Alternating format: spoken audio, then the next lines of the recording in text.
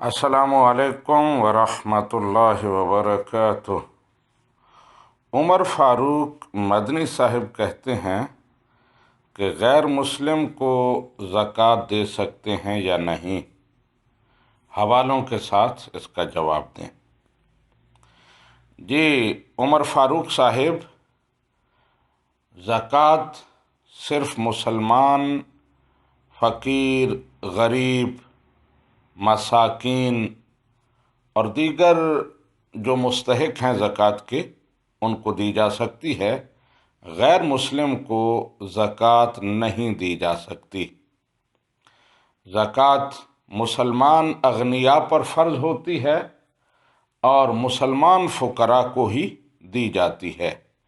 نبی رحمت صلی اللہ علیہ وآلہ وسلم نے ارشاد فرمایا، امرت ان آخذ من اغنیائکم واردها فی فقرائکم، مجھے حکم دیا گیا ہے کہ میں تمہارے مالداروں سے زکوٰۃ وصول کروں اور تمہارے فقراء میں تقسیم کروں، ان میں خرچ کروں۔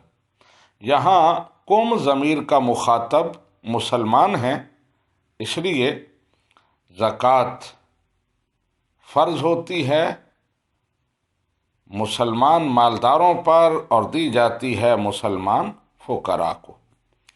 اسی طرح ایک اور حدیث مبارکہ ہے جس میں نبی رحمت صلی اللہ علیہ وآلہ وسلم نے حضرت معاذ بن جبل رضی اللہ تعالی عنہ کو یمن کا قاضی بنا کر بھیجا، تو آپ نے ان کو ارشاد فرمایا کہ وہاں جا کر تم اسلامی تعلیمات لوگوں پر پیش کرنا، اگر وہ ان کو قبول کر لیں تو پھر انہیں بتانا، ان اللہ فرض علیہم صدقۃ تؤخذ من اغنیائہم وترد فی فقرائہم،